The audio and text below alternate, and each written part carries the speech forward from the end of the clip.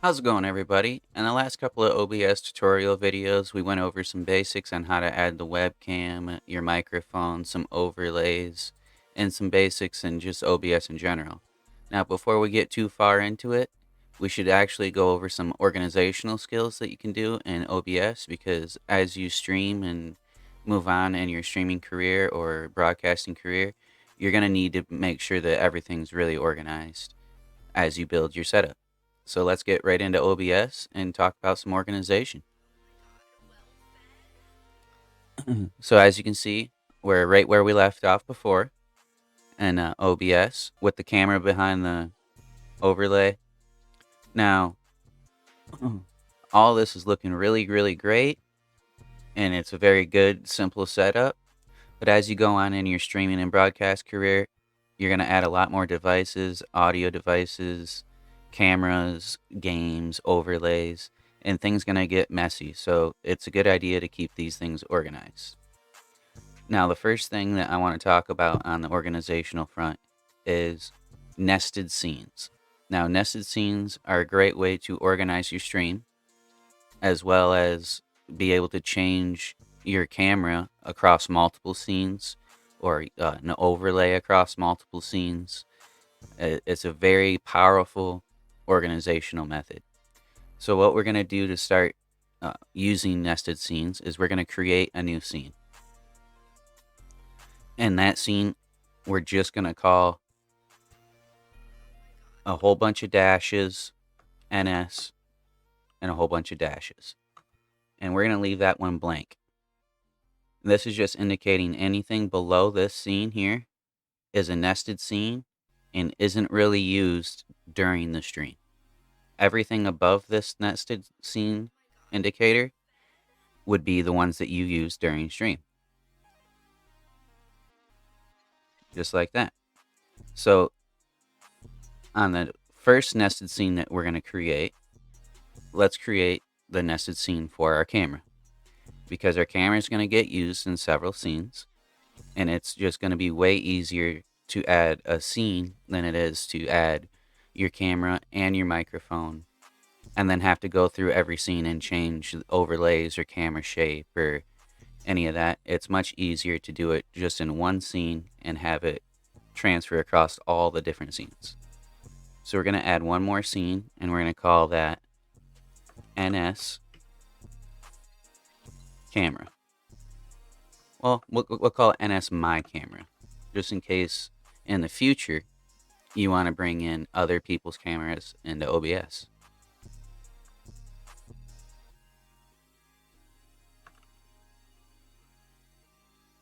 Now, as you can see, there's no camera in here. There's nothing in this nested scene. And what we're going to do is go ahead and add our video capture device, just like we added our webcam to the other scene. And instead of adding a new one, we can just hit add existing and choose the Logitech C720. And boom, it's back in the scene. Now what we want to do is expand this so it fills the entire scene. Now, as you can see, like we discussed before, we got that Logitech C720 in here using the microphone on its own webcam, and we don't really like that. So we're just going to mute that, right-click on it, and we're going to go ahead and hide it. We just don't want to see that microphone source at all because it's not a good microphone. So then we're going to go ahead to this scene. We're going to go ahead and add our microphone.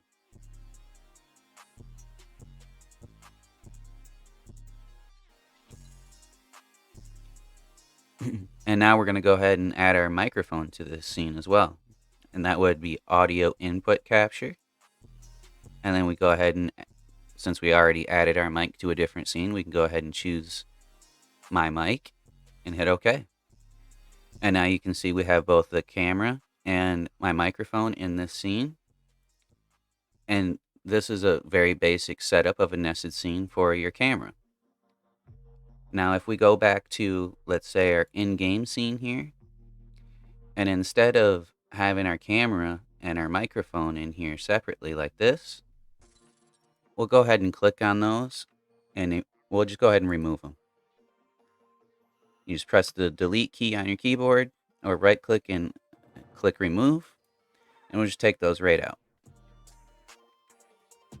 Now instead, we'll go ahead and hit the add button and go to scene. Now under the scenes, we'll go ahead and just choose NS my camera, nested scene my camera.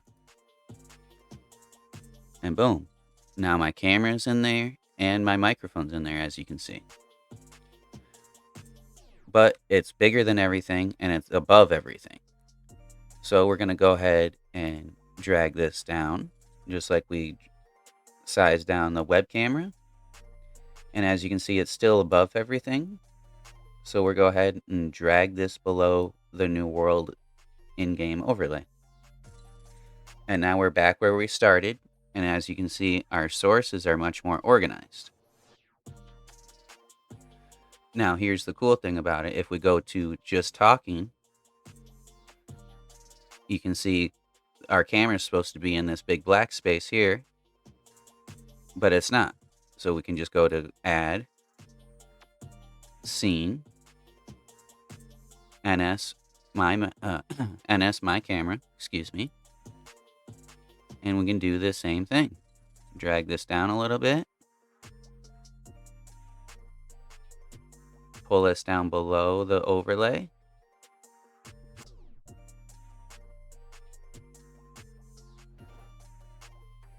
And drag it out. Now, as you can see, sometimes you'll have a little bit of problems getting things pixel perfect aligned. And the easiest way to deal with that is if you right click on your canvas, go to preview scaling and click canvas. And what's going to happen is it's going to zoom in quite a bit. And this is a way you can actually move your canvas around and zoom in and out. And the way to do that is if you hold space with your mouse over the canvas, you'll get this little hand. And once you have that little hand, you can drag your canvas around, or you can scroll in and out to zoom in and out.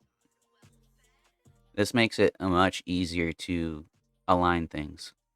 So you can zoom way in and drag your canvas around and be like, oh, now it's pixel perfect. And then you can zoom back out. Align your canvas, and then you can zoom it to fit your window area.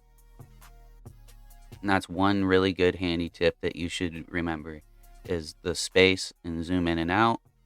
And to make sure you get there, you have to right click, go to preview scaling, and make sure you're on canvas. So now you can see that we have both the camera and microphone and just talking, as well as the in-game scene. Now let's say we wanted to add something over our camera, but we wanted it to be in both locations. So we can go to the nested scene of our camera, and let's go ahead and let's add an image. And what I'll do is I'll go to my OBS resources. We'll go to GIFs, and let's add the snow.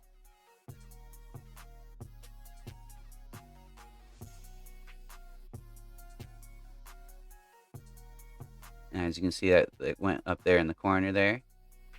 Now if we drag this out across the whole size of the screen, we got a decent snow effect going across.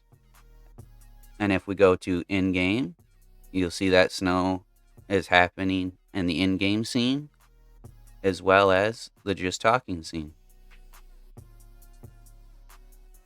Now this also goes for, you can change overlays, just like this New World overlay has this webcam overlay.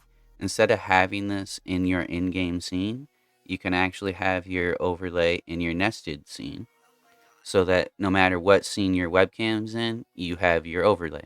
Now, another thing I like to do for organization is that I like to color code things. And the OBS allows you to do this quite easily in the sources.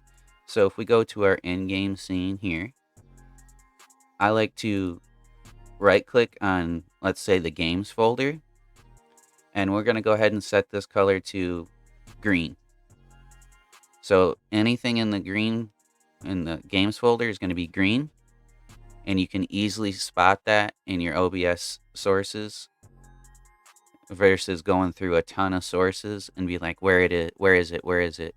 You can go for the color and then be able to change things after that. It ends up being a much more quicker and easier to glance at information. And then, for instance, my camera, we'll go ahead and right click, set color to red. So we know, hey, if I need to change anything with my camera during stream, I can get to it real quick by going to the red one and changing whatever setting I need, or taking the camera completely off. That's another really great thing about OBS, is that you can toggle all your sources at any time, and you can actually program these two hotkeys so that during stream you don't have to pull up OBS to turn on and off this particular source. You can also program that to a stream deck, and that will make it even easier.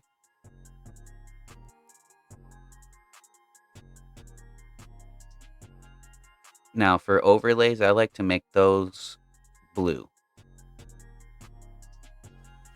that light blue color. And then for any audio devices other than my microphone, I like to make orange.